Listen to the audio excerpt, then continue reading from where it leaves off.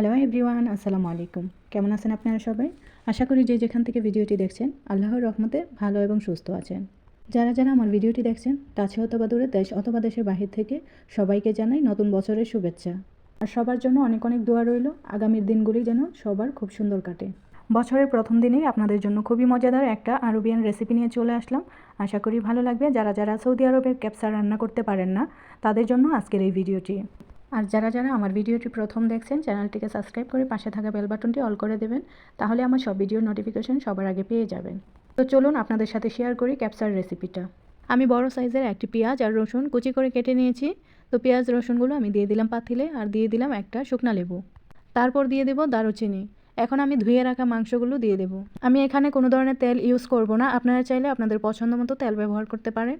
খাসির মাংসতে অনেক পরিমাণে চর্বি থাকে, তাই আমি এখানে কোনো তেল ব্যবহার করিনি। দেখবেন এই খাসির মাংস থেকেই অনেক তেল উঠে গেছে। পেঁয়াজের সাথে মাংসটাকে অনেকক্ষণ ভেজে নিয়েছি, তারপর দিয়ে দিলাম গাজর কুচি। গাজর কুচিটা দিয়ে কিছুক্ষণ ভেজে নিয়ে আমি দিয়ে দিলাম মশলা। আমি একটা মাত্র মশলা দিয়ে রান্না করতেছি, কারণ এই মশলাটা বিভিন্ন ধরনের মশলা দিয়ে একসাথে ব্লেন্ড করা থাকে। এটাই হচ্ছে ক্যাপসার মশলা। মশলা দিয়েও আমি কিছুক্ষণ কষিয়ে নিয়েছি, তারপর দিয়ে দিলাম টমেটো পেস্ট। টমেটো পেস্ট দিয়ে পরিমাণ মতো লবণ দিয়ে আমি কিছুক্ষণ কষিয়ে নেব।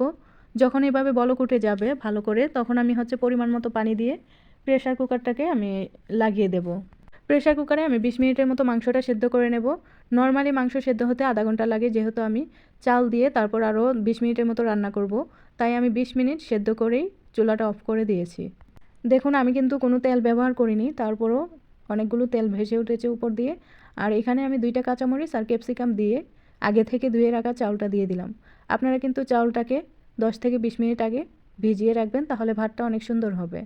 তো চাউলটা দিয়ে আমি নেড়ে ঢেকে রেখে দেব যতক্ষণ না পানিটা শুকাবে। এই ক্যাপসাটা না প্রতিদিনই খাই, তারপরে একটুও বিরক্তি লাগে না। আমরা প্রতিদিন রান্না করি চিকেন দিয়ে, আর মাঝে মধ্যে রান্না করি মাংস দিয়ে। তো পানিটা হালকা একটু কমে যাওয়ার পর আমি চুলাটা মিডিয়াম আঁচে রেখে দেব 10 থেকে 15 মিনিটের মতো। পানিটা একদম যখন শুকিয়ে যাবে তখন একেবারে ডিম করে দেব। আমি এখানে মাংস দিয়ে রান্না করতেছি, কারণ আমি প্রতিদিনই চিকেন দিয়ে রান্না করি। অনেক আপুরা চিকেনের রেসিপিটা দেখেছেন, তাই আজকে মাংসের রেসিপিটা আপনাদের সাথে শেয়ার করলাম। তো দেখুন আমার রান্নাটা হয়ে গেছে, ভাতটা একদম ঝরঝরা হয়েছে। আর আমার বাসার সবাই ভাত একটু নরম পছন্দ করে, তাই আমি বেশিরভাগই একটু হালকা নরম করেই রান্না করি, নয়তো আরও ঝরঝরা করতাম। আমার নরম ভাত একদমই পছন্দ না। তো এই হলো আমার রান্নার ফাইনাল লুক। ভিডিওটি কেমন লাগলো অবশ্যই কমেন্ট করে জানাবেন। আর এখানে আমি পাট শাক রান্না করেছিলাম।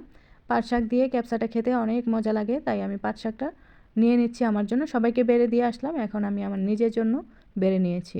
অনেক আপুরা বলেন এই পাট শাকটা আমি কীভাবে রান্না করি।